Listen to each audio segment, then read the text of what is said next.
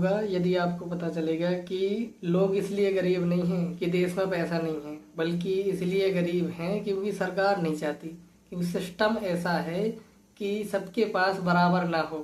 तो पैसा असली संपत्ति नहीं है। असली संपत्ति है खाना, पानी, जमीन, ऊर्जा, इंसानी मेहनत और समय। और पैसा तो इन सब को मापने का एक माध्यम है, एक तरीका है। यदि आपके पास 1,000 रुपये है तो आपका 1,000 की वस्तुओं पर दावा है, उन सबको खरीदने के आप हकदार हैं। तो पैसा कहने का मतलब एक टिकट है। देखो, कुछ संसाधन सीमित हैं, वो बनाए नहीं जा सकते, जैसे कि ऊर्जा और पानी और जमीन। लेकिन सभी संसाधन ऐसे नहीं हैं। कुछ संसाधन बनाए जा सकते हैं, जैसे कि खाना को पैदा किया जा सकता है, लेकिन फिर भी देश के 19 से 20 करोड़ लोग भूखे मर रहे हैं।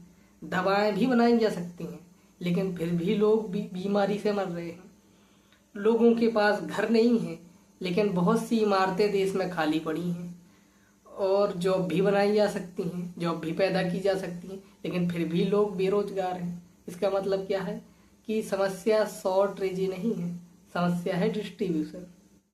इसे कहते हैं रिजर्व आर्मी ऑफ लेबर। मतलब बेरोजगारों की एक बहुत बड़ी संख्या हमेशा मौजूद रहनी चाहिए, ताकि कल को कोई यदि कंपनी बनती है, खुलती हैं, तो वो इन बेरोजगारों से सस्ता श्रम ले सकें और उन पर हमेशा दबाव बना रहे और उनमें रिप्लेसमेंट का डर बना रहे कि ऐसा ना हो कहीं हम जॉब छोड़ दें तो फिर हमें जॉब ना मिले, क्योंकि बेरोजगार बहुत बड़ी संख्या में हैं। देखो, गरीबी सिस्टम के लिए फेलियर नहीं है, बल्कि फंक्शन है। कोई भी व्यापार हो या फिर कॉरपोरेट सेक्टर, वो 3 चीज़ों से चलता है: प्रोडक्शन, कंजप्शन और लेबर। I think corporate sector can not run without employ. अगर सभी लोग अमीर हो जाएंगे तो सस्ता श्रम कौन करेगा? अगर सभी लोग अमीर हो जाएंगे तो कठिन काम कोई कम पैसों में क्यों करेगा? भाई, प्रतिस्पर्धा कैसे बचेगी? 3 प्रकार के उद्योग होते थे: भारी उद्योग, लघु उद्योग और कुटीर उद्योग। जो कुटीर उद्योग वो हैं जो गाँव में लोग करते थे, उससे अपना खर्च चलाते थे, उससे अपना परिवार चलाते थे। थोड़ा कस्बों में देख लिया जाए तो लघु उद्योग। अब तो इन छोटे कामों को भी कॉर्पोरेट सेक्टर ने टेक ओवर कर लिया, ये काम भी गए। अब आदमी और भी गांव का जो व्यक्ति था वो भी बेरोजगार हो गया। तो सभी गरीब रहेंगे तभी तो प्रतिस्पर्धा रहेगी ना। और गरीबी बुरी नहीं है सिस्टम के लिए, बल्कि एक साइकोलॉजी स्टेट है जो सिस्टम के लिए काम करती है। अब व्यक्ति गरीब रहेगा तो सर्वाइवल के बारे में सोचेगा, केवल अपने पेट भरने के बारे में सोचेगा, अपना परिवार के पेट भरने के बारे में सोचेगा। हमेशा बेसिक जरूरतों के लिए संघर्ष करता रहेगा, लॉन्ग टर्म नहीं सोच पाएगा, सरकार को चैलेंज नहीं करेगा और कोई पॉलिटिकल स्ट्रक्चर बदलाव लाने के बारे में नहीं सोचेगा। तो गरीबी बल्कि स्टेबिलिटी भी लाती है जो इनइक्वालिटी पर टिकी हुई है। और ये लोग गरीबी को कैसे दिखाते हैं, इसके लिए नरेटिव इस्तेमाल करते हैं कि इंडिविजुअल फेलियर नरेटिव। मेहनत की कमी है भाई, जो लोग मेहनत नहीं करेंगे वो गरीब तो रहेंगे ही।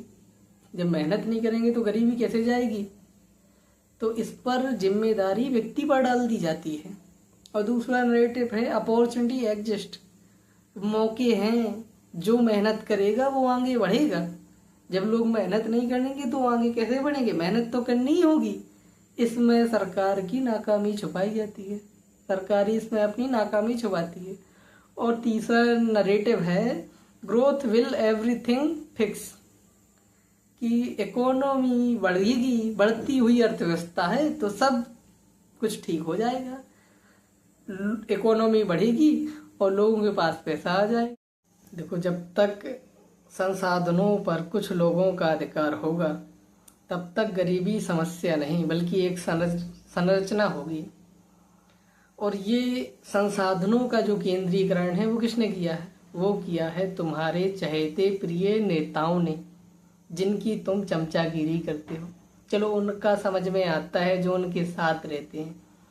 जो उनके साथ नहीं रहते हैं उनकी क्या मजबूरी है? वो काहे दुबलाते हैं? और दुम हिलाने से याद आया कि तुम दुम हिलाने वाले से भी कहीं ज़्यादा गए गुजरे हो, क्योंकि दुम हिलाने वाला किसी को भाव नहीं देता।